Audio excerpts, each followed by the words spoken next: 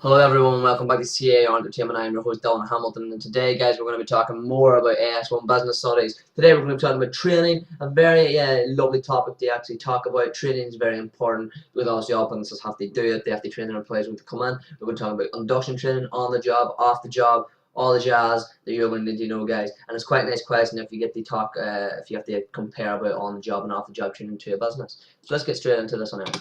So training then. Training is the provision of work-related education, either on the job or off the job. This involves employees being taught new skills or developing skills they already know.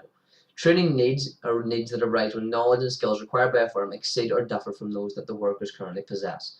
Possible changes are the development and introduction of new products and services. This will require training. The restructuring of a firm, the development and introduction of new technology, and changes to a procedure and including improvements to customer service. So the benefits of overall training, just like a generalization. So it helps new employees reach the level of performance expected of experienced workers, so basically just getting them up to standard really quick. It ensures employees have the necessary skills, knowledge, attributes and qualification for the job they are partaking in. It identifies the employee's potential, which increases their job prospects and chances of promotion, which improves motivation. Go and watch our motivation video as well, of areas of motivation. This encourages employees to work towards an organization's aims and objectives. It improves the image of the company if a customer has more confidence and well-trained staff, which will attract more recruits as your reputation of a good employer. So induction training. Let's just go through the different types of training then. So induction training has an aim to help new employees settle in quickly. Its order is to ensure that they reach a high level of performance expected of experienced workers. Essentially, you'll get this immediately when you come into a business. That is providing us being free external recruitment. Go watch our recruitment video for more details on that. An effective induction program is likely to reduce labour turnover, improve employees' understanding of both corporate culture and the situation in which an organisation is placed. It will enable employees to contribute to an organisation more quickly, and it will also increase motivation. So external and internal training. External training is when you join a college course on a business management or supervisory training, which is appropriate if there are only a few employees with a specific training need and if the training requirements are not specifically linked to the organisation. The advantages of this then is that you have the opportunity to meet people from all organisations, which allows an interchange of ideas and a broadening of understanding, and employees will also feel valued, increasing motivation. Internal training then is appropriate if training needs are specific to the individual organisation, as training is done in-house using on the job. So what is on the job then? What is that term we just used? Well, on the job is where an employee learns a job by seeing how it is carried out by an experienced employee. You'll probably have done this for your work experience if you went out and you shadowed people. This is on the job training. So advantages of on the job then. It's likely to be cheap as existing employees and equipment is used. It takes place in a realistic environment which avoids any problems of adjusting between the college environment and a work situation.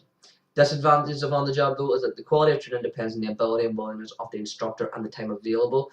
The work situation may be noisy and stressful, which is not conducive to effective learning, and the employee chosen may be unable to teach proper skills, or they may have developed bad habits that will be passed on to trainee. A very sort of good example of this is maybe you're in driving, you're in with your parents or whatever, and they might teach you bad habits when doing so, from what your instructor might do. So that's just a wee small example, but you probably won't have that on your case study. So off the job training then. So off the job involves all forms of employee education apart from that at the immediate workplace. That's on the job. It's conducted either internally at a conference or externally at a college. The advantages of this is that you have a less immediate pressure from work as you're outside of the workplace. It's more straightforward to estimate costs because you just have it on there. They'll just charge you what it is. Training is focused on skills, attributes and theories that relate to the work, which is likely to include generic skills and knowledge that are useful at work rather than just the job-specific content is used over a different variety of jobs. Specially trained experts will do the teaching, which will result in the training being more highly valued by the employees, and this will lead to an increase of motivation. Employees will also have the opportunity to meet staff from all organisations and learn about their systems. Disadvantage though that it can be quite expensive, and you can have that question of whether or not the skills will be learned and they will be transferred effectively to the actual work environment. So how do you evaluate the effectiveness of training then? Well, a questionnaire will assess people's views and perceptions before and after the course. You can monitor improvements in quality of output and reductions in labour turnover after the training.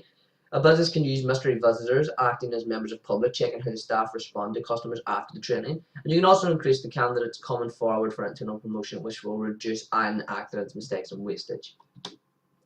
There are a number of different government training schemes that the government offer. We're just going to go through some of them now. So you have youth training, which is when 16-year-old school leavers receive training at work. Employment training is for the long-term unemployed. The New Deal program helps unemployed gain relevant training. The National Training Award is given to institution employees who have achieved successful training. And then you have the Investment in People Award, which is given to businesses who reach national standards of training for employees. The NRCPD would continue professional development, and this is the means by which professions maintain and enhance their knowledge and skills. Teachers do this all the time. They keep going out to CCEAs, they're learning and updating their skill set. And so if you carry out CPD, you're more likely to perform better in your current job, get a competitive advantage over your peers, achieve a greater choice and employment mobility and your earning potential. It'll also boost your self-confidence and develop professional capability and enhance your reputation. That has been the end of our training video, guys. I've been Dylan from C.A.R Entertainment, and I'll see you next time.